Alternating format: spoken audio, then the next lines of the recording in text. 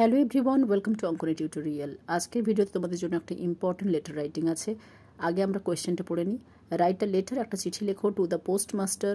পোস্টমাস্টারকে complaining মানে অভিযোগ জানিয়ে, অ্যাবাউট মানে সম্পর্কে, কিসের সম্পর্কে, দ্য ডিলে মানে এই যে দেরি হচ্ছে, in the delivery of a very urgent letter, একটা খুবই জরুরি একটা চিঠির ডেলিভারি হতে এত ডিলে হয়েছে, এত দেরি হয়েছে যে চিঠিটা অ্যাড্রেস টু ইউ মানে তোমার নামে, তোমার অ্যাড্রেসে আসার কথা ছিল, কিন্তু সেটা দেরিতে এসছে, তোমার কাছে দেরিতে ডেলিভার্ড হয়েছে। Due to negligence of the postman, যে পোস্টম্যান তোমাদের এরিয়াতে দায়িত্বে আছেন তার অবহেলায়। এই টপিকের ওপর আমরা আজকে লেটার লিখবো। এটা ক্লাস 12-এর জন্য ভীষণ ইম্পর্টেন্ট একটা টপিক, প্রায় তোমরা টেস্ট পেপারে দেখতে পাবে। চলো তাহলে শুরু করি। সবার প্রথমে বলি, লেটার অনেক ফরম্যাটে লেখা যায়, আমি দুটো ফরম্যাট দেখাচ্ছি। প্রথমত টু দ্য পোস্টমাস্টার দিয়ে যেভাবে শুরু করেছি এভাবে করতে পারো, তা না হলে একেবারে শুরুটা আমরা করতে পারি পোস্ট অফিসের নাম, অর্থাৎ কোন জায়গার পোস্ট অফিস আর সেই ব্রাঞ্চের অ্যাড্রেস, তার ঠিক তলায় আমরা ডেট লিখব, তারপরে টু দ্য পোস্টম্যান লিখে আমরা শুরু করতে পারি। অর্থাৎ এখানে দেখো, এই যে গড়িয়া পোস্ট অফিস 9 কমা দিয়ে ব্রিজি ওয়েস্ট রোড, তারপর মিলন পার্ক, কলকাতা 84, এই অংশটাকে আমরা একদম ওপরে তুলে দিতে পারি, মানে এটা দিয়েই আমরা লেখা শুরু করতে পারি। তারপরে আমরা এই 28 মার্চ 2024 এই ডেটটা দিতে পারি, যে ডেটে আমি চিঠিটা লিখেছি। তোমরা আজকের ডেট দেবে, মানে যে ডেটে তুমি পরীক্ষায় লিখছো চিঠিটা সেই ডেটটা দেবে। তারপরে লিখতে শুরু করবে টু লিখে তার তলায় দ্য পোস্টমাস্টার দেওয়ার পর পেজের মাঝামাঝি সাবজেক্টটা লিখতে পারো। তা না হলে যে ফরম্যাটে লেখা আছে এই ফরম্যাটেও লিখতে পারো, কোনো অসুবিধে নেই। সাবজেক্ট লেখা ভীষণই সহজ, যদি আমরা কোয়েশ্চেনটা ভালো করে পড়ে নিই ওখান থেকেই আমরা সাবজেক্টটা লিখতে পারবো। সাবজেক্টের ঘরে আমি লিখেছি দেখো, urgent letter has not been delivered, মানে খুব জরুরি চিঠি ডেলিভার হয়নি, ইন টাইম সময়ের মধ্যে, due to negligence of the postman পোস্টম্যানের অবহেলায়।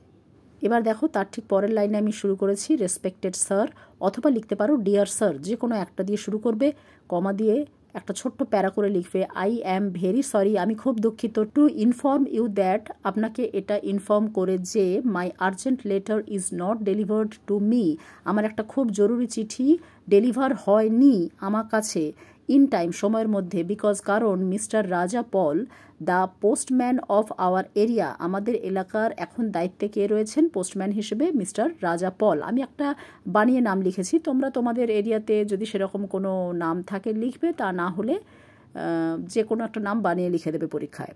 তবে যদি সত্যি সত্যি এরকম কোনো কমপ্লেনের চিঠি লিখতে হয় কখনো পোস্টমাস্টারকে, তাহলে যে ব্যক্তির বিরুদ্ধে তুমি অভিযোগটা করতে চাইছো, মানে যে পোস্টম্যানের বিরুদ্ধে তোমার অভিযোগ আছে সেই পোস্টম্যানের নামটা লিখবে এখানে মিস্টার রাজা পলের জায়গাতে, ঠিক আছে? আচ্ছা, তো মিস্টার রাজা পলকে সেটা কমা দিয়ে আমি লিখে দিয়েছি, ইনি হলেন আমাদের এলাকার পোস্টম্যান, ইজ ভেরি কেয়ারলেস, তিনি খুবই কেয়ারলেস অ্যান্ড ইরেগুলার, আর খুবই অনিয়মিত আসেন, মানে রেগুলার আসেন না।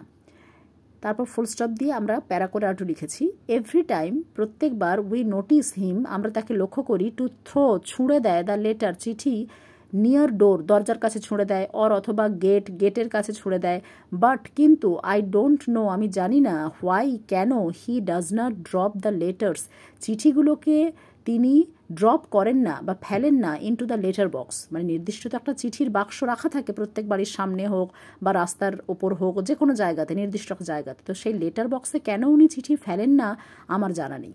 দিস টাইম এইবার, অথবা লিখতে পারো বাট দিস টাইম কিন্তু এইবার, ইট ওয়াজ মাই ইন্টারভিউ কল লেটার, এটা ছিল আমার ইন্টারভিউয়ের কল লেটার, অথবা লিখতে পারো ইট ওয়াজ মাই অ্যাডমিট কার্ড অফ, মানে কোন পরীক্ষার অ্যাডমিট কার্ড সেটা লিখতে হবে, বা ইন্টারভিউ কল লেটার কোন পরীক্ষার সেটাও লিখতে হবে, যে কোনো একটা লিখবে।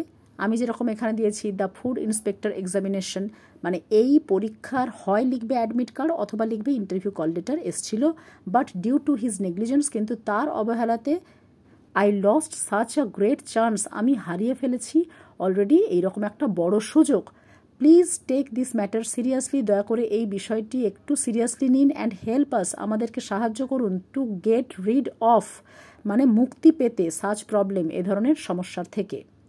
আই রিকোয়েস্টেড হিম আমি তাকে অনুরোধ করেছিলাম, মেনি টাইমস অনেকবার, বাট কিন্তু হি ডিড নট কেয়ার মানে তিনি কখনোই কেয়ার করেন না ব্যাপারটা। সো তাই, I have no other way আমার কাছে অন্য কোনো পথ নেই, বাট কমপ্লেনিং টু ইউ, আপনার কাছে অভিযোগ করা ছাড়া, এগেনস্ট হিম, তার বিরুদ্ধে। প্লিজ টেক ইমিডিয়েট অ্যাকশন, দয়া করে যত শীঘ্রই অ্যাকশন নেওয়া যায় নিন। তারপর ফুল স্টপ দিয়ে লিখবে থ্যাংক ইউ। ধন্যবাদ জানিয়ে তার ঠিক তলায় ইয়ার্স ফেথফুল্লি, আপনার বিশ্বস্ত, নিজের নাম টাইটেল লিখবে। তার তলায় তুমি কোথা থেকে লিখছো, তোমার অ্যাড্রেসটা ছোট্ট করে, যেমন আমি গড়িয়া ফরতাবাদ থেকে লিখছি, কলকাতা 84 পিনকোড দিয়ে দিয়েছি, ব্যাস। আর একটা কথা মাথায় রাখবে, আমরা যখন লেটার শুরু হয়েছিল একদম ওপরে আমরা আজকের ডেটটা দিয়ে দিয়েছিলাম। যদি কেউ ওই জায়গাতে ডেট দিতে না চায়, সে এই জায়গাতেও ডেট দিতে পারে। একদম চিঠি শেষ হচ্ছে যেখানে, ইয়ার্স ফেথফুলি যেদিকে লিখেছো তার উল্টো দিকে। যাই হোক, আশা করি আজকের ভিডিও বোঝা গেল। নেক্সট ভিডিওতে আবার নতুন টপিক নিয়ে দেখা হবে। Thanks for watching.